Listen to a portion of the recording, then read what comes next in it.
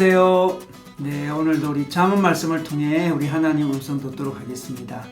오늘 말씀은 잠언 16장 16절에서 24절 말씀입니다. 이 본문을 중심으로 교만은 패망의 선봉이고 겸손은 행복의 선봉입니다 라는 제목으로 말씀 나누겠습니다. 하나님께서 은혜 주시기를 원하는 사람은 겸손한 사람입니다. 겸손한 사람은 하나님이 없으면 살 수 없다고 생각하는 사람입니다. 제가 좋아하는 찬양 중에 주 없이 살 수 없네 라는 찬양이 있습니다. 주 없이 살 수 없네 나 혼자 못쓰리 힘없고 부족하며 지혜도 없으니 내 주는 나의 생명 또 나의 힘이라 주님을 의지하여 지혜를 얻으리 라고 찬양의 가사가 되어 있습니다. 그렇습니다. 우리는 주 없이 살 수 없습니다. 힘도 부족하고 지혜도 부족합니다. 그런데 우리가 주님을 의지하면 힘도 주시고 지혜도 주십니다. 신앙은 하나님으로부터 지혜와 힘을 얻는 것입니다. 그런데 겸손해야만 하나님께 지혜와 힘을 구하게 되는 거죠. 그래서 하나님께 지혜와 힘을 구하지 않는 사람이 바로 교만한 사람입니다. 당연히 교만한 사람은 연약한 자신의 힘만 의지하기 때문에 삶에서 실패를 맛보게 됩니다. 또한 교만한 사람은 하나님만 아니라 다른 사람의 도움도 받을 수 없기 때문에 교만은 패망의 선봉이라고 할 수 있습니다. 성경에서는 세리와 창기는 죄를 많이 지었지만 구원을 받았습니다. 그러나 바리새인들은 경건하게 보였지만 구원을 얻지 못했습니다. 오히려 주님으로부터 마귀의 자식이라는 평가를 들었습니다. 왜 그렇습니까?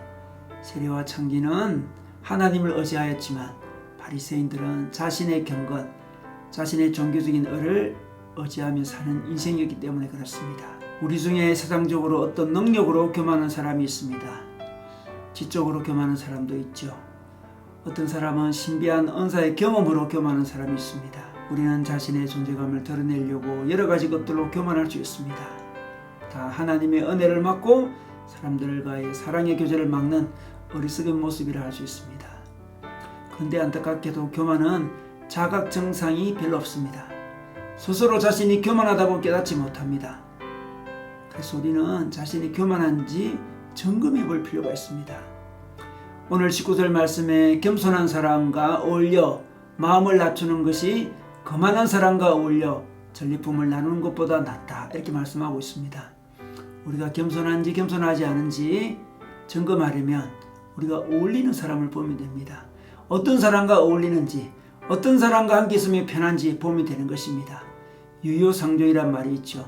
끼리끼리 어울린다는 말입니다. 어떤 페이북의 글을 좋아하고 어떤 인스타의 글을 좋아하는지 어떤 글에 댓글을 다는지 보면 우리는 누구랑 어울리는지를 알게 됩니다. 다른 사람과 비교하며 비교 우위를 느끼며 주로 다른 사람을 비판하는 글을 좋아요 하고 반응한다면 여러분은 교만한 사람과 어울리는 교만한 사람이라는 증거인 것입니다. 그리고 더 나아가서 자신이 하나님을 의식하는지 하나님을 의식하지 않고 사람을 의식하는지를 보면 교만한지 겸손한지 알 수 있습니다.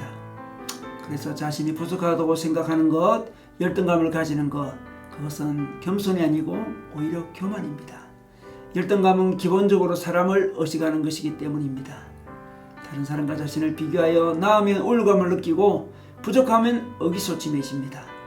높은 사람에게는 비굴해지고 별 볼일 없는 사람에게는 함부로 대하는 이등성을 보여주게 되는 거죠. 그러나 진정한 겸손은 기본적으로 하나님을 의식합니다. 하나님 앞에서 자신을 낮추는 것입니다. 자신의 무력감을 인정하고 주님의 은혜를 구하는 것입니다. 그래서 낮아질 때, 겸손할 때 은혜가 있고 주님의 임재가 있기에 행복이 있는 것입니다. 우리나라 사람들은 경제 대국이지만 개인적으로 경제적으로 풍요하다고 생각하지 않습니다. 왜냐 그러면 1인당 국민소득이 3만 불이지만 한 사람 한 사람이 다 3만 불을 누리는 것은 아니고 나라 전체 평균이 그렇다는 것입니다.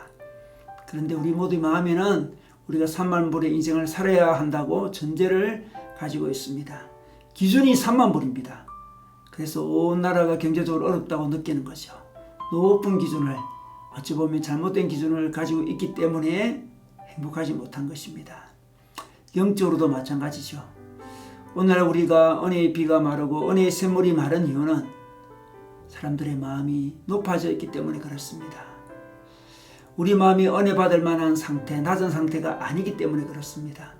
우리 마음이 교만하기 때문에 세상적으로도 행복하지 못하고 영적으로도 행복하지 못한 것입니다.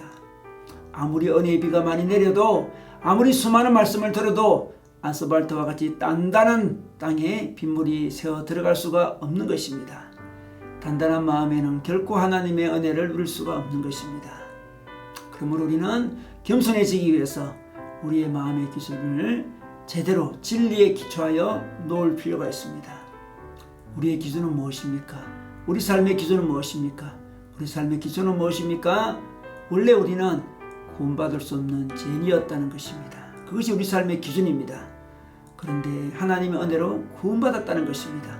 그것이 우리 삶의 기준입니다. 이 진리의 기준에 우리 마음을 둘 때 우리는 하나님의 도움을 바라게 되고 다른 사람의 도움을 바라게 되는 겸손한 마음을 가지게 됩니다. 그리고 그 겸손은 우리에게 행복을 가져다 줍니다.